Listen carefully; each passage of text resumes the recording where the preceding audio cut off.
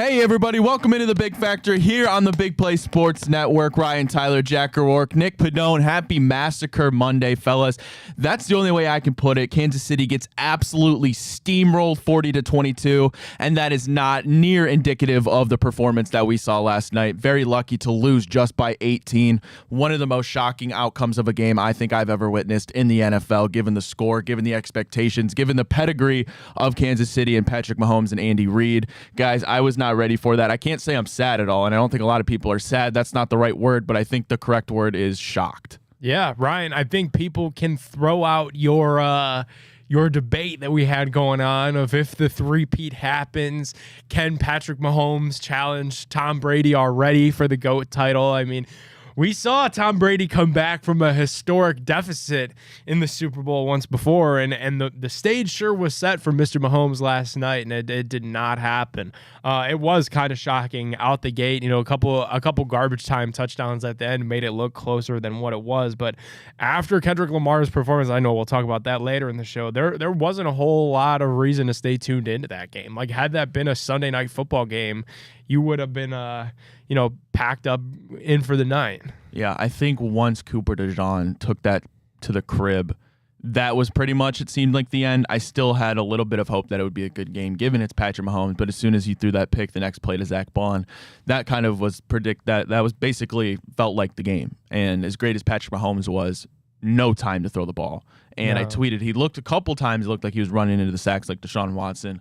But on a serious note, credit to the defensive four for the Philadelphia Eagles. That was one of the most dominant performances really in Super Bowl history. I mean, I've only been alive for 24 of them, but I can't remember in my lifetime watching just a complete dominant performance from the defense like I watched the Philadelphia Eagles last night. Yeah, and you hit on it perfectly, Ryan. They were getting pressure with four all night long, Vic Fangio's boys, and that's when you know a team's getting dominated. When they don't even really need to blitz that hard and they're still getting in the backfield. But Ryan, you said it perfectly. It felt in a way like a Power 5 versus Miami, Ohio type of football game where it's just trenches, both sides of the ball. We're getting smoked one way, and you never see that in the Super Bowl. I mean, I guess you saw it with the Chiefs a couple years ago also, but hey, man, I told you on the show last Friday it was all going to be all about the birds, and it was all about the birds.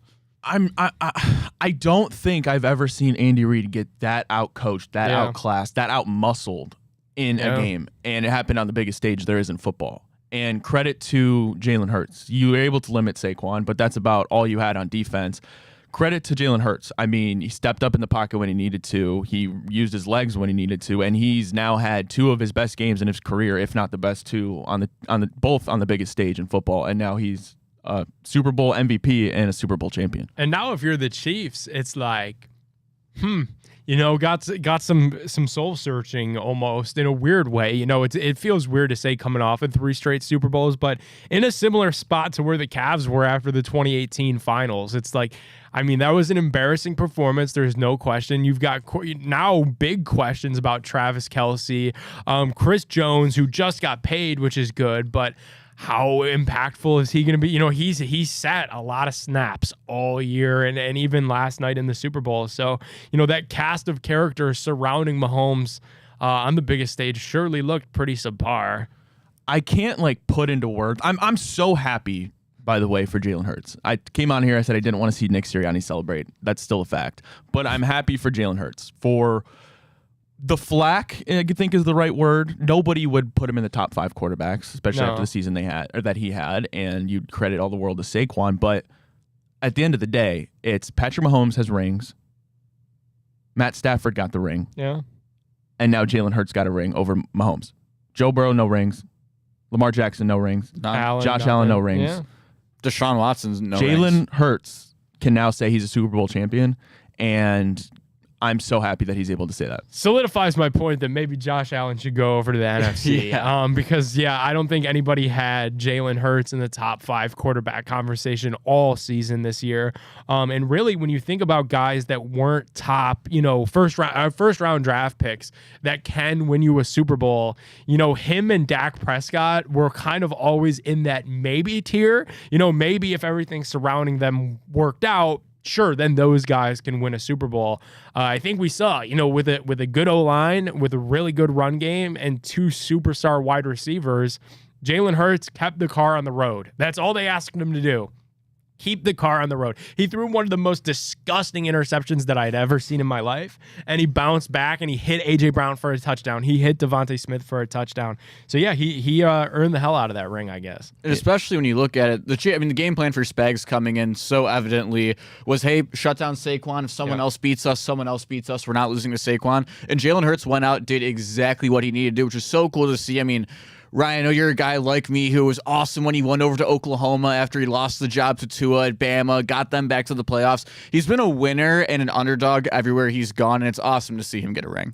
He is. And as much shit, I'll put it that way, that I give Nick Sirianni, I still have to give him his flowers Super Bowl today winning because coach, he is a Super Bowl winning coach. I mean, really the most winningest coach in their first 3-4 years as a head coach. So I give him the credit that he deserves, I'll be honest with you. To go back to Patrick Mahomes, I was listening to Unsportsmanlike with Evan Cohen, Michelle Smallman, and Chris Canty, and they were talking about Patrick Mahomes had the chance in that game to take the shortcut route to being considered the GOAT, or at least very close to the GOAT, and that's being the first player ever to lead a team to 3 straight Super Bowls. That is probably, I think I would give it a great chance that was the only time Patrick Mahomes was ever going to be able to do that in his career. To think that he can go do that again is very unlikely. Now he's looking at the point of, can he catch up to Tom Brady in terms of Super Bowls, right? I think that's going to be the ultimate factor that when you look at their careers is who has more Super Bowl rings, because their numbers are probably going to be very, very similar. Now it's going to be maybe 5-10 years, a decade, guys, until we're looking at this GOAT debate with Patrick Mahomes. Yeah, I mean, he's 29, so as long as that, you got to factor in health, which Brady had tremendous luck with outside of a couple games suspension where Jimmy G had to, drive things with the Deflategate stuff. But for the most part, Brady was always on the field, which helped his case and numbers and rings. So only time will tell, with Mahomes. But the biggest thing now when you're looking at longevity and you're about to be 30 is you just got to be healthy. That is one quick thing, not to get too far off topic. When you look at the GOAT debate, I think a lot of times when you're talking about Jordan, LeBron, Jordan gets faulted for the fact that when he left, Pippen and that team made the playoffs again right after. Yeah. You just kind of jog my memory on something. Matt Castle, in the prime of the Patriots dynasty, went 10-6, and I don't think I've ever seen that put against Tom Brady one time, which I think is really weird. The thing about the GOAT debate, and I think this is the biggest factor when you're comparing who's the GOAT. For basketball, one reason, maybe the biggest reason that's LeBron, I think, Nick, you would agree, is longevity. And that's the reason why Tom Brady remains the GOAT and probably will be. Does Patrick Mahomes have a chance? Sure, but Tom Brady won his first Super Bowl, 2002? He won his last Super Bowl in 2020. That's almost 2 decades between your first and last Super Bowl win. That's a decade longer than the average NFL career. Okay. The fact that Tom Brady was able to be in the league at a high level for so long is one of probably the biggest reasons he's the GOAT. I'll throw this for you too, Ryan, with that. And like the two sports are very different. Like look at what the Green Bay Packers have been able to do. And I don't think anybody has like Favre Rodgers in the GOAT conversation. At least they shouldn't.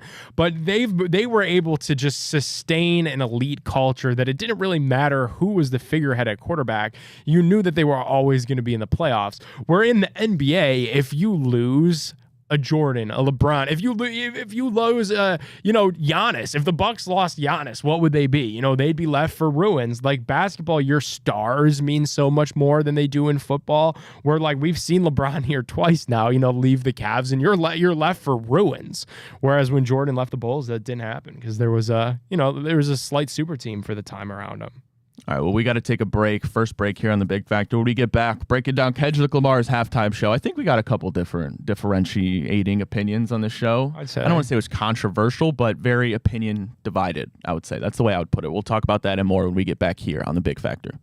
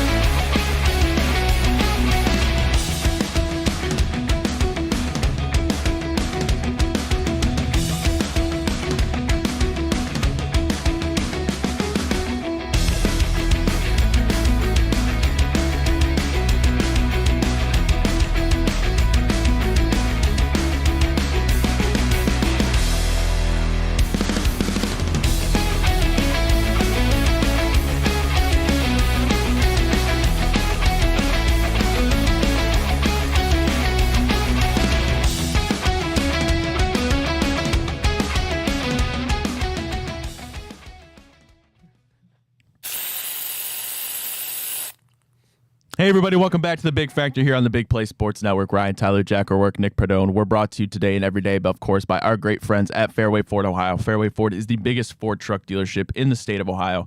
They have the largest selection of Ford F-150s as well as Super Duty trucks, and I promise you they will not be beat on price by any other Ford dealers. Do not let a short drive to Keenfield, Ohio prevent you from saving thousands. Yes, that's thousands on your new truck. Fairway Ford, the largest inventory of new Ford trucks, lowest pricing, and the same hometown level of service. Visit fairwayfordohio.com.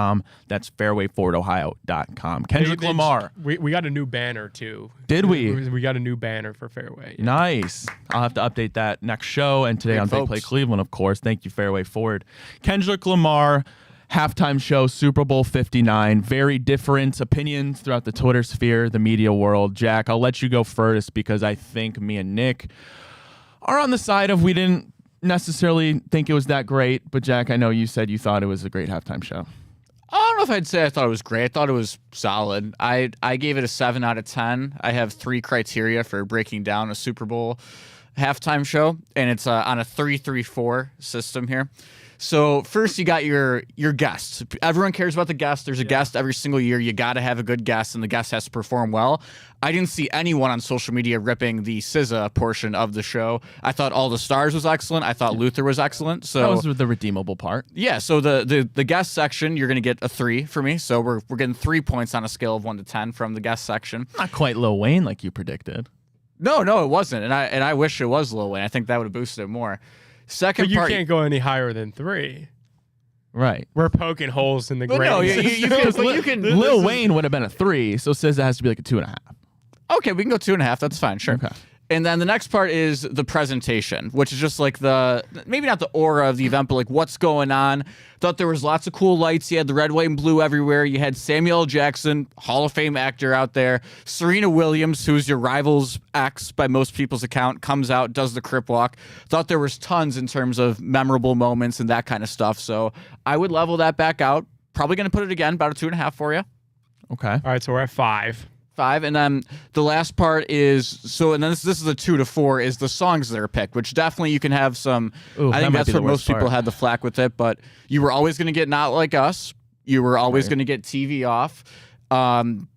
You had DNA and Humble, which I liked, but I do understand. Like I saw a lot of people ripping that he didn't play Money Trees, Mad City, a lot of those songs. Swimming pools. People also forget he was in the Super Bowl 4 years ago and played more of that kind of his discography. So I wasn't really mad about the song choices either. I mean, I wouldn't have led with Squabble Up personally, just because I don't like that song, but.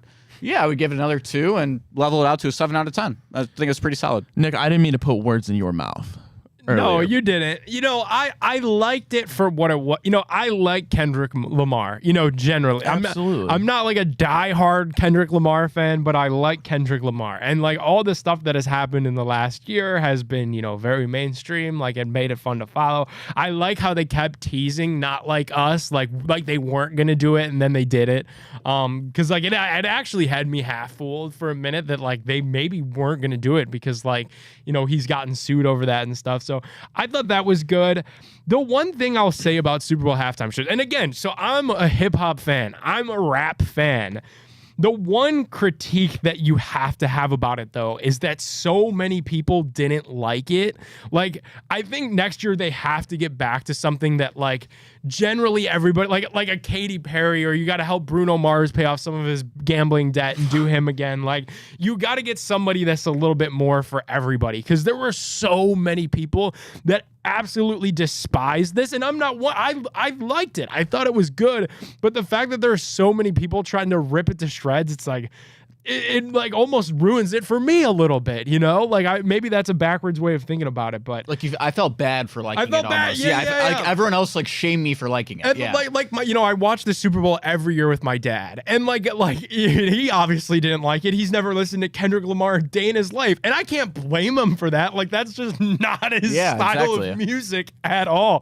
Like he grew up listening to something. I'll probably be the same way in 30 years. They'll probably bring out the bones of Justin Justin Timberlake in Super Bowl 100, and my kids are gonna be like, "What's this?" And I'm gonna be on my couch, singing along with "Sexy Back." Yeah, like that's just how Super Bowl, halftime shows go. So I do think next year they got to do something that's a little bit more for everyone. I've listened to Kendrick's music, and he makes fantastic music, and I can hear it and understand him when it's played on the radio or on my phone. An issue I had was I could barely understand it. From a production standpoint, it felt like he was just mumbling. And I know that's not how he raps because I like Kendrick and I've listened to his music. So I thought that was a bad part. The clown car in the beginning was kind of cool.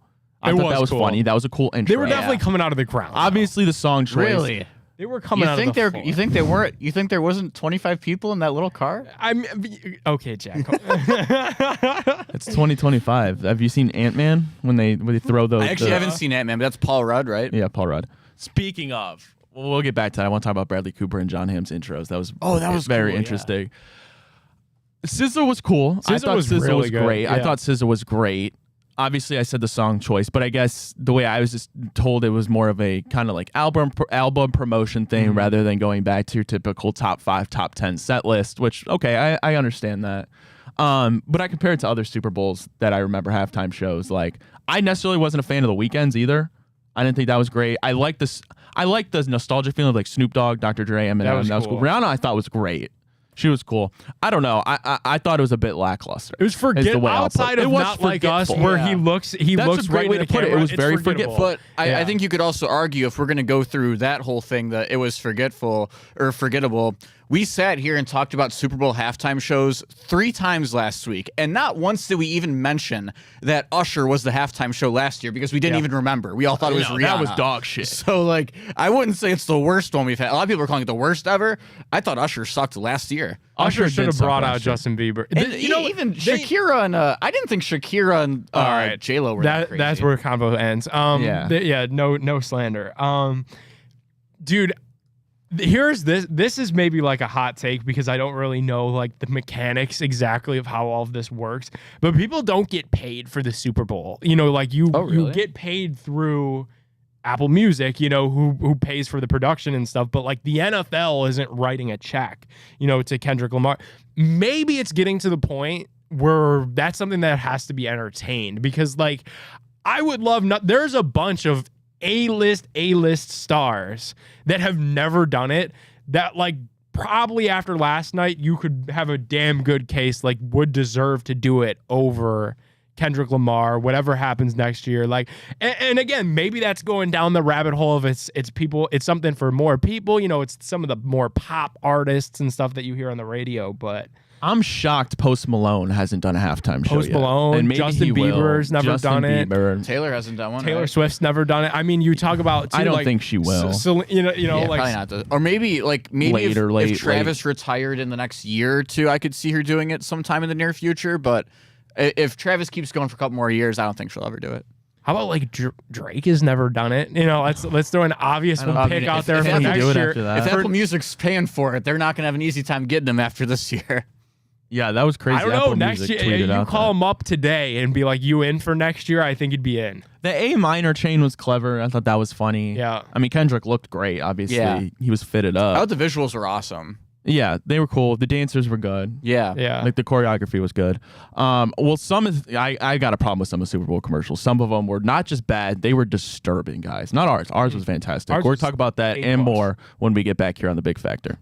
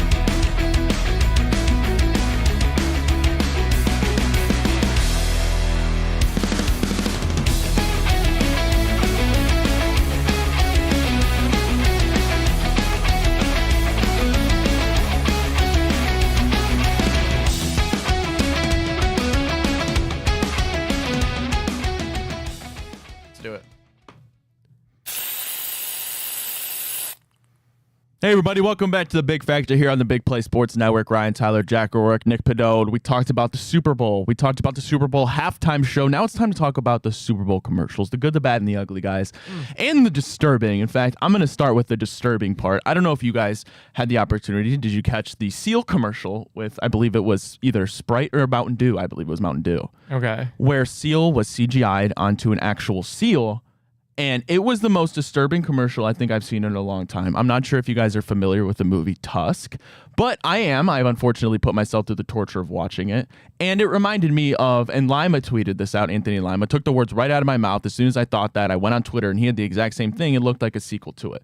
Worse than Human Centipede, Tusk is, in my opinion. And this commercial looked like a sequel trailer to the movie Tusk. So you said it was a seal on a seal? I'm really confused by this. Seal, the singer, who was married to Heidi Klum. Oh, I don't even know what that is. Oh, Lord. Was CGI'd onto a seal. The one thing about commercials, and we've just learned this process in damn near real time, putting ours together over these last couple of months, obviously with the anticipation that it was going to play in the Super Bowl. It's hard to do funny and it's hard to do like creative because you don't want to come, if you try to do funny, you can't come across as, you can't completely swing and miss, which a lot of commercials that try to be funny do. And if you try to do creative like this, it could come across as creepy. Like any talking animal, you could probably file into a creepy basket. So it's hard. Commercials are hard. These advertising agencies get paid. People talk about like how expensive it is. Yeah, hold on. Yeah. Here we go. I mean, What the hell is this thing? that did see seal this. photoshopped Onto a seal. And he was singing, and it was very disgusting. It looks like they hired me to do the Photoshop. animations for Jurassic Park or some shit. That's terrible. It's Yeah. hard. It's just hard to do commercials. I It think is. That's my takeaway. Yeah. That was what I thought the worst one. Well, most disturbing because there were some just straight up bad commercials. Before I go into this list, I believe courtesy of Yahoo, did you guys have any ones that stood out to you?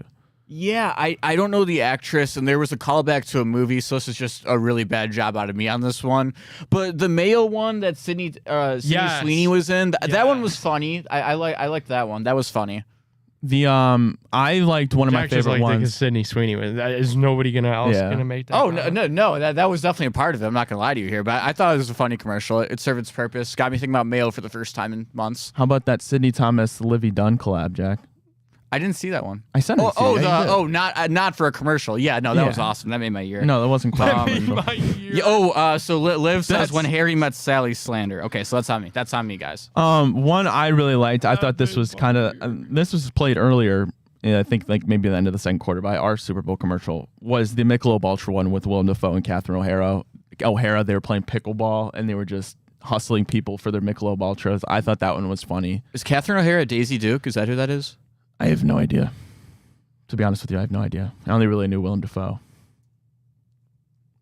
That's Okay, something Ryan, Liv keep might the- know. keep the Yeah, list keep going. it rolling. Get that answer later. Yeah, other ones here from Yahoo they liked. Squarespace. I thought that one was kind of dumb actually. Barry Keegan, whatever it is, riding like the horse. Hey, I'll be He's honest, I throwing out missed that one newspapers. because we were in the same like pod with Squarespace and Disney Plus, and I knew that ahead of time. Like I knew Squarespace meant that we were like coming up in the next 2 or 3. So like when that happened, I kind of like blacked out because like I was just like going through every worst case scenario in my head of what could have been wrong with ours. yeah. So I don't remember watching that one at all. I also don't really even remember watching ours all that well because it was the similar thing going on in my head. And we've also, like us here, have seen it a million times. Yeah. So it wasn't as crazy, but And like the million billion drafts that were just thrown out that will never be seen by Seen a anyone. whole lot of those too. Yeah. Yahoo actually gave out grades for the commercials. They gave an A Okay. to Dung Kings 2. The one. Oh, with that one Ben was good. Affleck That was and that Matt was the Damon. first one, right? They had, Bill Belichick was in it. Drewski. Drewski was in it. That was Yeah. funny. Instacart got an A. Hellman's, the one you're talking about. When Hellman's Harry Met got Sally. an A? Pringles, Well mustache. spent. Oh, But- is that the one where the flying mustache at the start? That one was good. There were 2 Yeah. flying facial. There was one with the eyebrows. Eugene and then Levy's- there was I was one talking Eugene about Levy's mustache. eyebrows. Yeah. I don't remember what that was for though. Me neither. So they didn't do that good of a job, clearly. Yeah, I wonder if that was the same agency that put those together. They were like, well, this guy didn't take it, so see him pitch it here. Grade F's. Hexglad, unidentified frying object. I'm not sure I remember that one. Was that the Doritos where he was like? It says it seemed like it was setting up a scenario where Gordon Ramsay was going to cook up some alien food. Yeah. I don't think I saw that one. I saw Gordon Ramsay. Again, I don't know. Like, I don't know. I don't watch commercial time is usually time for me to be on my phone. Yeah, commercials like when you go get some more, get a plate of food, go to the bathroom, whatever's going on. That's not. I don't sit down and watch. They gave the Mountain Dew Kiss from a Lime. That's a C1. They gave that a C. Yeah, absolutely creepy. I feel as though Super Bowl commercials just aren't as good anymore. No, they're definitely not. Like What they're do out we of their get? prime. What our grade get? I think we got an A++. Nice. Oh, So okay. Top we grade. actually Yeah. we had It like was- the grades. That was actually, and like Bruce Strennon's acting is kind of like Yeah. 90% of the reason behind Yeah. that grade. Hey Ryan. Is that how he starts it? Yeah. Yeah. Yeah, but it's, hey Ryan, how do I download our Big Play app? I was actually sitting right next to him, but I guess I'm not Hollywood enough to get an appearance on the actual screen. And Nick, you again, got some good in screen the time. 50,000 takes that they Yeah. did in here, where there was like probably like 10 people packed in this studio like sardines while Bruce repeated that line 50 to 100 times. We got to take one more break. When we get back, Kanye West, way worse than Kendrick Lamar. He had another meltdown on Twitter. Jack, you know more about it than I do. I'm going to throw it to you to break it down a little bit and give my thoughts as well. We'll be back right here on The Big Factor.